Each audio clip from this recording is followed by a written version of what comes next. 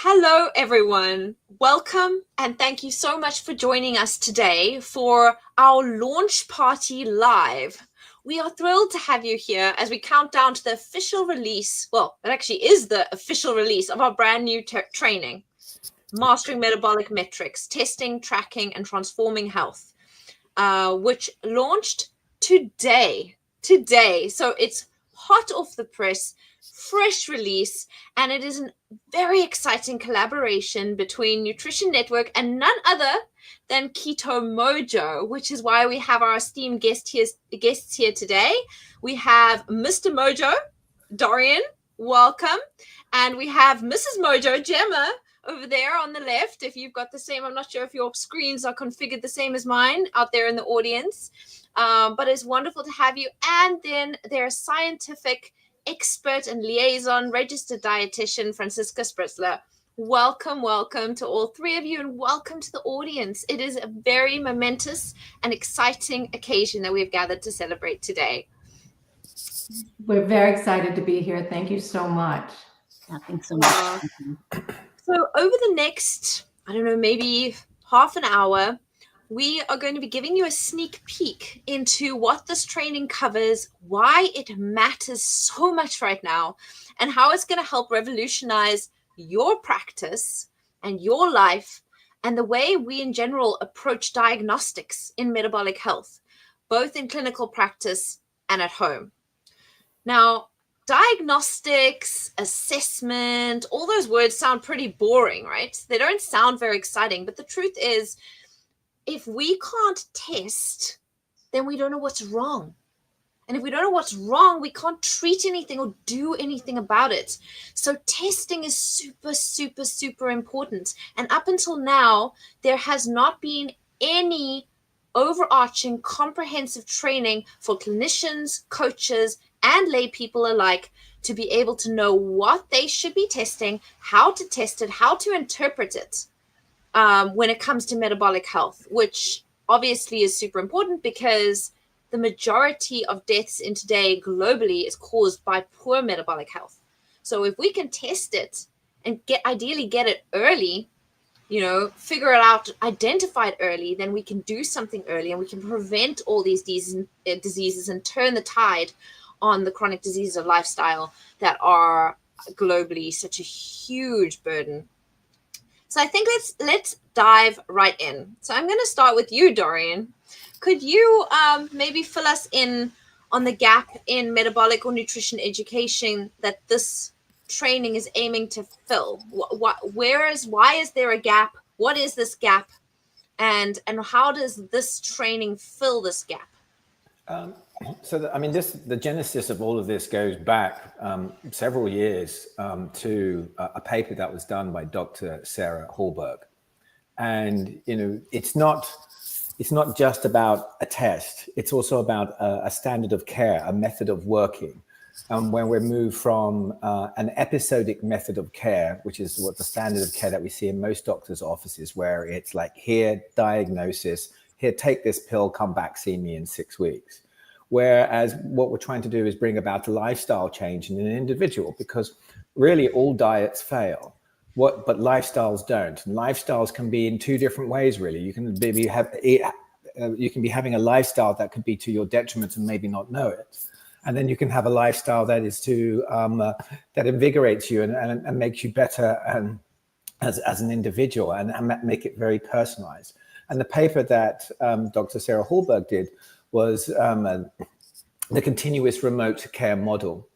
And what we've learned over these 8 years, talking to a lot of clinicians and researchers, we're involved in over 100 different clinical trials, is nobody knew how to do this. There was never actually kind of like a comprehensive method of bringing a group of experts together to show what an acute remote patient monitoring model should actually look like. Because at the end of the day, a well-regulated ketogenic diet is an extremely powerful tool. And I think Dr. Eric Westman's once said it's pharmaceutical grade. And so when you've got a powerful tool, it must be done with care, especially when we're looking at metabolic psychiatry or if we're looking at trying to deprescribe. And so working with the Nutrition Network and Franziska's immense experience, You guys have managed to put together a really great comprehensive package, and that's why we at Keto Mojo are certainly proud to be partnering with you on this. Thank you, Dorian. I think that really contextualizes it also well. So I'm going to take this opportunity to quickly jump in there and tell our audience what exactly this training encompasses before we move on, to kind of dive into some of these things in a bit more depth and how it's really changing real people in the real world, because we definitely want to go into that. But I think let's first tell everyone kind of what's in it so that they really know what we're talking about. Okay, so I'm going to run through it. So we have 4 lectures by Franziska Sprisler, who's sitting right here in front of us today. And she focuses, her first 3 focus on ketone testing, glucose ketone index testing and monitoring, and then how kind of protocols and considerations around these things should be, I suppose, encompassed into clinical care and those kind of things. So this is really important for any of you, and I'm going to ask Franziska a bit more about it. But all this, basically, these are the things that you can test with the Keto Mojo machine. And it is so important to know when we should be testing ketones, whether we're doing a clinical trial or whether we're seeing patients. Many of us are like, okay, well, we'll just test, fasting ketones in the morning because that's what we do for glucose. Or like, should we be testing after meals as well? Should we be testing multiple times a day? Or was once a day enough? And kind of what ranges of ketones should we be expecting at different times of the day if we are testing in different contexts or at different times? And then kind of how does that relate to glucose, and for which conditions should the ketone to glucose ratio be X and when should it be Y? There's all these questions around ketones that, so many clinicians who are actually using ketones in their practice still don't know. And Franziska's lectures cover these so beautifully. Then we also, in this amazing training, have got a section on clinical testing. So obviously ketones and glucose ketone index it is a form of clinical testing, but it can also be done at home. But we have a specific section that deals with more of the kind of thing that you're going to get when you go into a doctor's room. So lab work, blood draws. What should we be looking at in a ketogenic diet context, in a carnivore diet context, in a vegan or vegetarian context? What bloods are we looking at? How would they change according to what diet we're on? What's normal for one diet might not be normal for another. And this fascinating topic is covered by none other than Siobhan Huggins, and she does an exceptional job of it, giving you reference ranges, altered reference ranges dependent on the diet, specific like alternative tests that you should be doing in certain contexts. Absolutely amazing. Every clinician should do this, and any layperson who's interested in their blood work, honestly, should also know this. Then we have our specialist physician at Nutrition Network, Dr. Hasina Kaji, who speaks to us about the anthropomorphic signs of insulin resistance. So these are things when a patient walks into the room, you can actually see many of these things. But most of us, we don't look at it. We just kind of look at the patient, get their bloods tested, if we're a dietitian, ask for a dietary recall, maybe test the ketones. But some things are right there, bang in front of us when we see a client or see a patient. And Hasina, Dr. Kaji, teaches us how to recognize those and what to do about it, and what complementary tests should be done if you see aberrations that are indicative of poor metabolic health. And then summing up the clinical or doctor's room section is Dr. Neville Wellington, a leading diabetes specialist and expert and medical doctor who talks about deprescribing medication with an emphasis on diabetes and hypertensive medications. And this is really important because you need to know what to monitor in order to know how to change the medication accordingly. And this is what he talks about.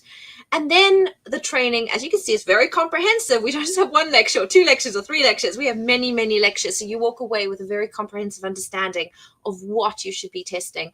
So then we have the lifestyle and sustainability section, which speaks more about like what you can do at home, or what you should be thinking about beyond just bloods and clinical kind of disease things. And this would include things like How can you monitor diet appropriately? Should you be using photojournaling? Should you be using 24-hour recalls or food frequency questionnaires or, food apps? What should you be using and when? And that's covered by dietitian Beth McNally. She's exceptional and specializes in type 1 diabetes space. And then we have a researcher, Karen Heath from the Noakes Foundation, who covers validated questionnaires. So you actually also need to understand, like, is this person depressed? Are they anxious? What is their quality of life? And does it change from baseline when you see them to later? And which questionnaires should you be using and why? Very, very important. Then we have Peter Cummins, an amazing metabolic health coach who speaks about home monitoring tools beyond your ketone and glucose tools. So things, like your Oura rings or watches or those kind of things, and how to integrate them into your continuous remote care model, which Franziska Spritzler speaks about, the continuous remote care model, which all of these things can actually be incorporated into to give a far better outcome than with the traditional kind of going into the doctor's room once every few months for 15 minutes approach. And we will discuss that more now during this live. And then finally, the course goes into cardiovascular risk assessments by none other than Dr. Matthew Budoff, who's the researcher involved in Dave Feltman's studies on the lean mass hyperresponders, so the keto trials into lean mass hyperresponders and cardiovascular risk. That is an exceptional lecture. Do you do coronary artery calcium scans? Do you do intimate thicknesses? Do you do angiograms? What do you do? And when? Why? Which one's best? Which one's not? Those kind of things are exceptional. Then we have a talk on microbiome, assessing microbiome and integrating that into your practice by Dr. Parisa Goswami. And then we have genetic testing, an exclusive interview with Dr. Karen Guetta Milshane, I think you pronounce it, but really amazing, into nutrigenomics. Should you, when you get a gene test, should you be just cutting saturated fat with the ApoE gene or with the, various other things? It's like, should you be doing that, or is there a context to it, and how do we integrate that into our practices? So much. But now that I have these guests in front of me, I'm going to stop blabbering on about what's in there. You can see it is very valuable stuff. And I'm going to ask Gemma if you could tell us about how, this data-driven stuff, from your Keto Mojo tests to the continuous remote care models that you guys are involved in, to the research. Are you seeing real changes with these interventions? And tell us a bit about these changes, if you will. And Dorian, you're welcome to cut in there and add anything to Gemma if you'd like. But Gemma, let's start with you. I'm sure he will. Well, we started the company because we saw changes in ourselves. It just, N=2, because we started to monitor, and we saw the difference that it made when you could actually see how food affects you, see how lifestyle affects you in your glucose and ketones. And really the only way to know is if you test to see if you're in ketosis. What we're seeing in our practitioner and our community is that we made the shift from direct to consumer to try to get out there. I mean, the whole reason we're doing this is to get the message out there that the ketogenic lifestyle is so important and so strong. I took the professional training, your professional training in 2025, and was so impressed with just the holistic approach to touching everything. And I think what we're seeing in our community of practitioners and users is that it is making a dynamic change, because you can track, practitioners can see the results. And I think that's the most important thing, is that remote patient monitoring, especially after COVID. That was the silver lining. It taught people that they could actually, practitioners could reach out, and patients could reach their doctors. And I think that's the most important thing, is the reach and making a difference. And I'm sure Dorian has something else that he would want to add, but that's really the impetus. Is the partnership with you all is just so important, because it's getting it out there and letting people know that they are empowered. They are empowered to take control of their health. Practitioners are empowered to monitor health, and that's the most important thing. It's in your hands. So. Yeah, I mean, I'll just echo that just a little bit. What we see in using a continuous remote care model is greater adherence rates. And generally, if you get greater adherence rates, you get better outcomes for, and I think that's what all practitioners want, don't they? Want for their patients and their clients to have better outcomes in life. I think that's everything. So on to a certain side, on the patient client side, you get this accountability, and you get this immediate biofeedback, and that then is very empowering to the individual themselves. Where when they start and embark on a new journey, and they see their ketones changing from 0.1, 0.2, then to 0.4, and then, oh, wow, 0.5, they're in ketopia. It's like, whoa, you get this like, I'm the captain of the ship. I'm the master of my soul. And that makes a great deal of difference. And then for the practitioner, the ability in a remote way to see this data come on into their platform. And what they can then do is triage.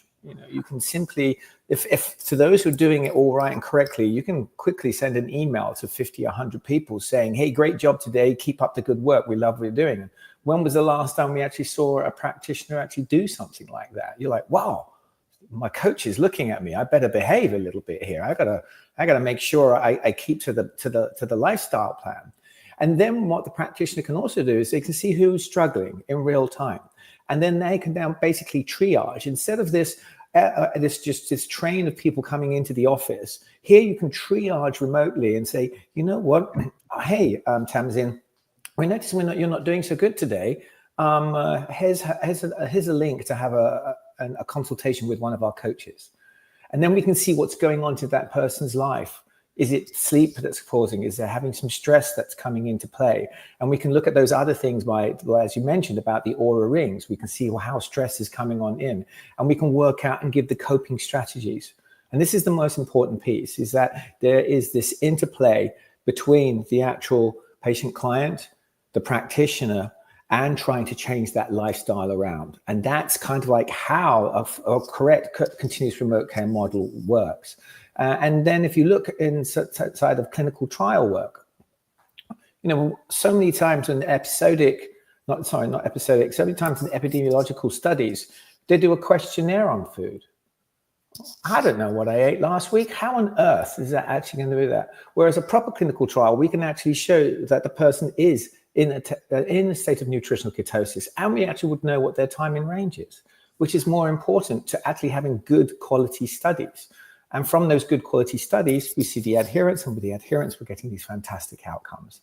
And I think this is how this whole thing comes together in one holistic approach. And I think also the lifestyle and sustainability portion is so crucial, because as Dorian could attest to, I've been on about 25 to 500 diets, lost probably 500 pounds, but gained 500 pounds, my whole life. So I think what's important is that it's not a diet. It is not something that you just do and then go off of it when you're feeling better. It's a lifestyle that has to be sustained, and it will sustain you so that you have a health span, not a lifespan. And I think that's important for people to understand, is that it's not just a diet. It's more than that. It's really that lifestyle piece that will help you sustain a healthy life. Thank you. I think that's all very, very powerful. And I think for those who, I think you've actually, Dorian, you described the continuous remote care model quite well, but I think we haven't, for those people who haven't overtly been told about it, maybe, Francisca, you can just compare the standard, like communal garden, as they say, usual old-fashioned way of dealing with patients, and the modern technologically savvy and might I even say more ethical, considering the outcomes, way of doing it, which is the continuous remote care model. Could you just like juxtapose them for us, if you will? Yeah, absolutely. So the episodic care model, which is like the standard care model, is where you see your doctor or practitioner every 3 to 6 months, and they spend, however much time with you. Often it's less than 15 minutes, asking you a few questions, changing your prescriptions if they needed to be changed, giving you some standard advice, and you go on your way. They may tell you to do something specific, but they won't see you for another 3 to 6 months. They don't know what you're doing day to day. They only know what they see when they do your labs 3 to 6 months from then, and then look at you. They don't know what your day-to-day struggles are. They have no idea if you even understood what they told you to do. But if you do this continuous remote care model where you have more frequent contact with the patient, and the patient is testing their blood glucose, ketones, GKI, other markers if they're wearing an Oura ring, blood pressure if they have blood pressure issues. All of that information is transmitted to the practitioner in real time, so they can instantly reach out, as Dorian talked about, and they see what's going on day to day. Because, just looking at labs every 3 to 6 months, yes, the hemoglobin A1C will give you your average, but that average could have a lot of highs and lows. You don't know what people are doing day to day. This way, you see when people are trending in a good way. As Dorian said, you can reach out and give them support. You can just give them a great job, keep going, or reach out and say, hey, I think we may need to change some things up. Also, in terms of deprescribing, I do think it's almost unethical to try to deprescribe when you're not seeing a patient and talking to them frequently and seeing how their blood glucose and ketones are. Because in some cases, it can be very dangerous to not adjust medication. This way, if you've got a practitioner looking, or even if you have a coach that's reaching out to the patient every day, and that practitioner might not, but the coach works with the practitioner and can tell them, hey, look at this patient. I actually think that it's, probably time for their blood glucose medication to be reduced or even discontinued. And this way, everyone works together. The patient feels more supported. And I think Dorian was talking about adherence. Ketones are a marker of adherence in a ketogenic diet. There's no other lifestyle intervention that does that. I'm not saying there aren't other ways to get healthy. There's other diets. I am personally biased towards the ketogenic diet because I've been doing it a long time and seeing how much it can improve people's lives in dramatic ways. But it is a marker, and you can tell right there by looking what the patient is doing versus, seeing them every 3 to 6 months and trying to look over labs and figuring it out and asking the patient what happened 2 months ago for them to remember when you're not seeing that data coming in real time. So I think that's the big difference, is patient feels supported and changes can be made instantly and really in a much safer way and a much more effective way. Absolutely. Thank you so much, Francisca. I think you've summed it up, and now we've got great clarity around that. And I see that we've got some people signing in from around the globe. Hello, Denise. It's great. Thank you. I'm glad you're so enthusiastic about the training as we are. And then Daniel Mamedi says, hi, Dorian and Gemma. In my opinion, traditional biomarkers like HbA1c are lagging indicators. By the time they reflect dysfunction, metabolic damage is often already done. In contrast, real-time markers like ketones and glucose ketone index offers earlier insights into metabolic health. Do you see a future where these are adopted more broadly in clinical practice for prevention and not just in disease management? I certainly see it be much broader in disease prevention. I mean, Francisco, how many clinical trials are we currently involved in? It's over 100 now, isn't it? We have been involved with over 100, yes. Yeah, and we've moved from being in these pilot trials where they're in 20s to now we're in sort of like a larger populations. They're now getting to 200 and 300 people. And we expect to get to this kind of like phase 3 where we're seeing it in the thousands to come on through. And, with the advent of new different novel testing devices, we're already seeing continuous glucose monitors. We'll probably see a future of continuous ketone monitoring come on in. There's a few technology advancements that need to happen in CKMs at the moment. I think there's a challenge with the enzymes that they use.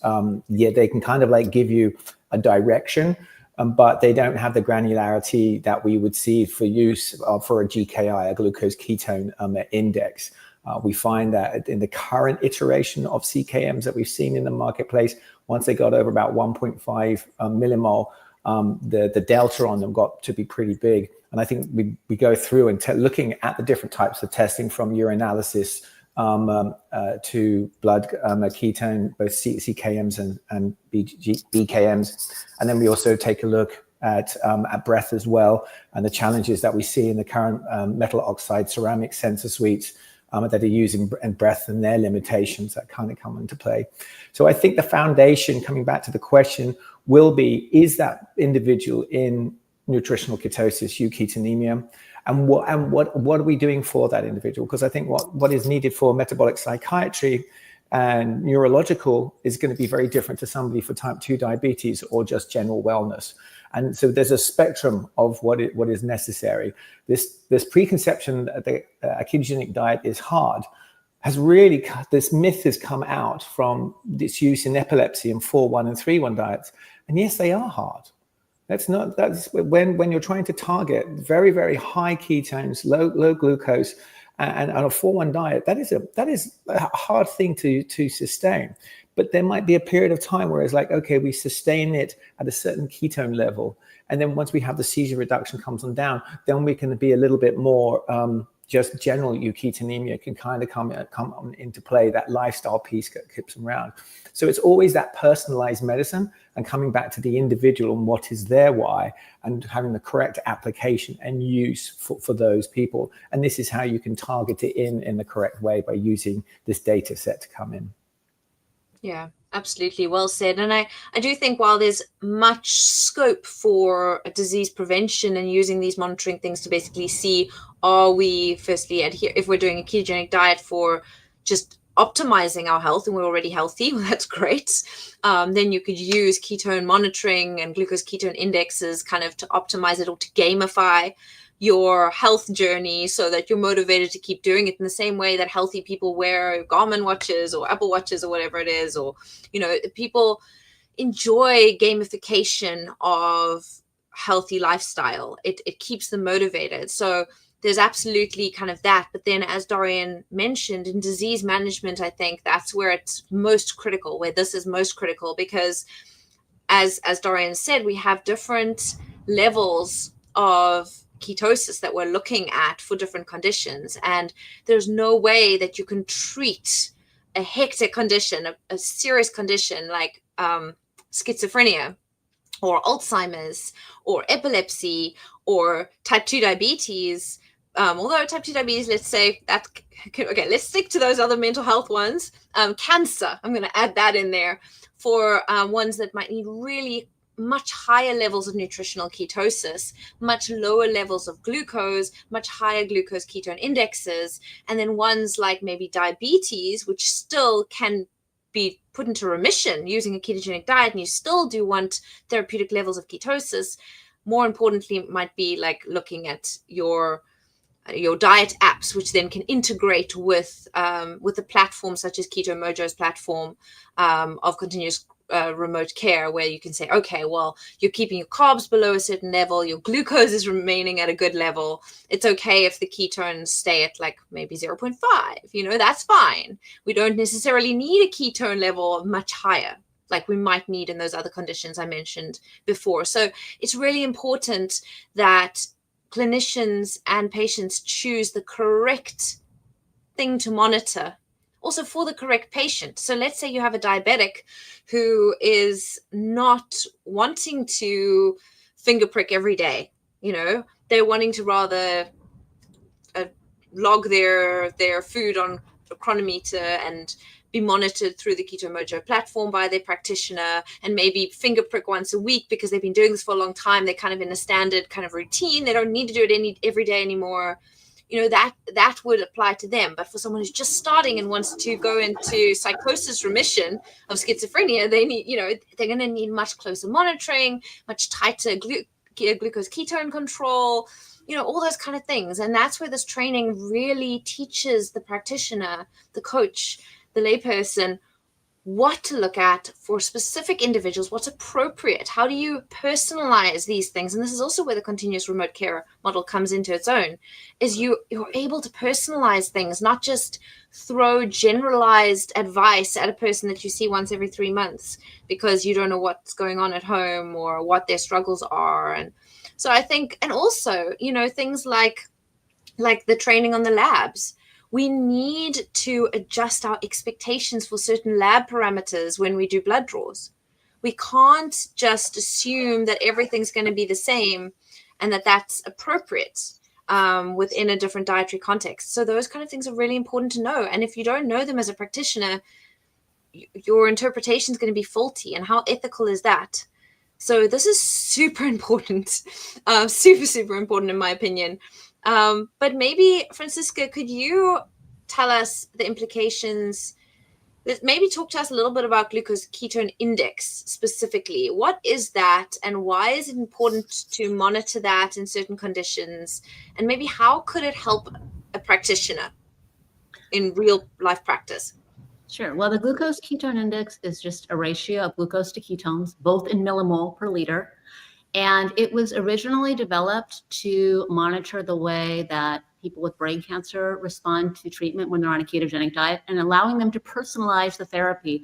Because people with brain cancer, especially glioblastoma and other gliomas, those cancer cells use glucose very readily. They use it to grow. So you want to keep the glucose as low as possible to keep the cancer cells from growing, but provide the brain with a fuel source that it can use. So this is how the GKI was developed, but it's now being used in many other conditions, including psychiatry, Alzheimer's disease, and others. And it just shows you how efficiently your brain is now using ketones as its main fuel. And one thing that I talk about in one of my lectures is that just checking glucose doesn't let you know this. Even if your glucose is low, it could be because your body's producing more insulin to keep that glucose low. You test the glucose and ketones and get your glucose ketone index, and you know for sure exactly how much your body has switched over and how efficiently it's using ketones. And for people with severe conditions who need to be at a very high level ketosis, they want to go for a very low GKI, as low as possible, with the understanding that some people involved in certain treatments may not be able to achieve the very low standards. If they're having like steroid therapy, for instance, during cancer treatment, they may not be able to achieve those levels. Hopefully they can get as low as possible.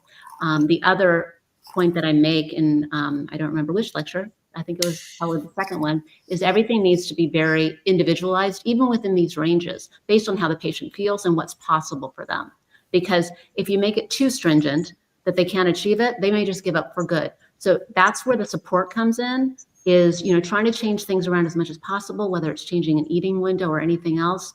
But for people who really want to target a low GKI, just having that support and letting them know, that just keep going. It may not happen every day, depending on what's going on with your treatment. But that's the point of the GKI, I think, and just overall, not just relying on the glucose marker to let you know that you're in good shape. Thank you, Francisca. So I think this half an hour has run away with us so quickly, and I wanted to end by discussing this partnership between Nutrition Network and Keto Mojo. From our side at Nutrition Network, this training squarely fits into our vision to scale access to high quality metabolic care education worldwide, because this is, as I've said, exactly what clinicians, coaches, lay people need to know in order to be able to treat appropriately. You have to know the metrics, you have to measure to know what's going on, to know how to fix it. So and our vision and our mission is to train as many people as possible so that practitioners, coaches are practicing in ethical and effective ways to really turn the tide on the global chronic disease epidemic, and for lay people similarly to get healthy, really.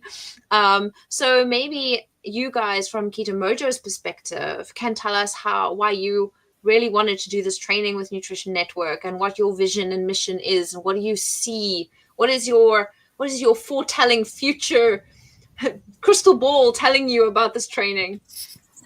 Well, I can say that you hit it spot on. It's to get the education globally, so that this is the standard of care. It's not some, alternative diet or therapy. I think that getting the education globally, getting the message out globally that this is a sustainable lifestyle that is healthy and therapeutic. And I think also what's important is that people do realize it's a lifestyle, and that practitioners understand that there has to be a coping strategy for people, that there are substitutions for foods that may be affecting them. There are so many ways now, so many resources out there for people, so that if you want tortilla chips, you can find something that will satisfy that, chicharrones, or something that will satisfy that craving. And I think that's important for the sustainability, is that practitioners understand there has to be a coping strategy. There has to be a way for people to make this a lifestyle. I think all of us here have been on this journey for over 10 years, Francisca 15, I believe, and it's amazing. It's vibrant. It's a way to health, a journey to health. Thank you, Gemma. Dorian, do you have any last words that you would like to add about the importance of this training and what you hope it will achieve? To my mind, this is just the start. This is just the beginning. We're at a very nascent period of the use of ketogenic diets in practice, but it's been around for 100 years. And it took us 60 years to figure out that smoking is bad. And yet, I still go out when I'm in Europe and see people smoking outside cafes. We don't see that in California. And that policy change has what's reduced down the rates in California of cancer. So we've got a long road ahead of us. And that partnership with clinicians and clinical trials it will be data-driven and evidence-based. And we will have to present a massive mountain of evidence to the people. But we want to me, the success will be when I can walk into a restaurant and just say, I'm keto, low carb.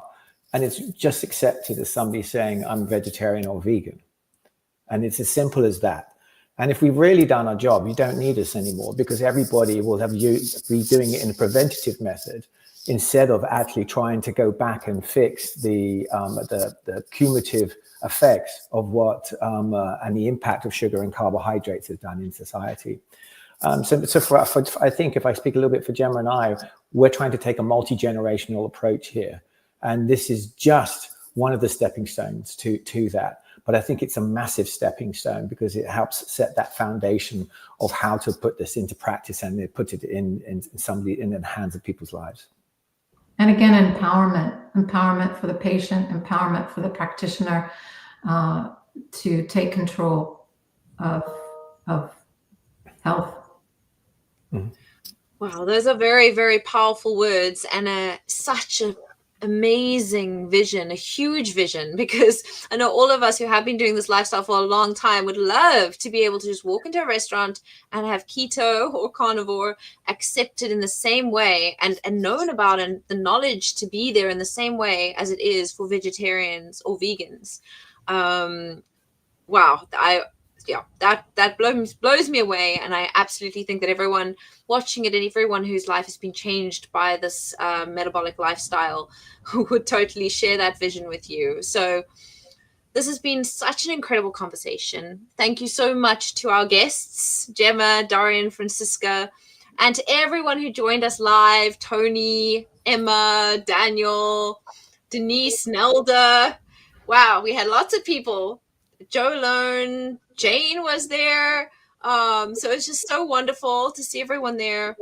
Thank you for joining us. And just to recap, Mastering Metabolic Metrics, that's the name of the course, Mastering Metabolic Metrics, officially launched today. So whether you are a doctor, dietitian, health coach, or just passionate about metabolic health, this training gives you the tool to test smarter, track more meaningfully, and transform outcomes through personalized, data-driven care. So you can register now at nutrition-network.org. And if you're already using Keto Mojo, you're going to love how this training helps you to get even more value from the data, or if you're American, data that you're collecting. So thank you again to our partners at Keto Mojo, Darian, Gemma, Francisca, and Sophia and Absentia, and anyone else who's there, and also to my colleagues at Nutrition Network. And to the rest of you, we will see you in the course. Over and out. Thank you, Tamsin. Thank you.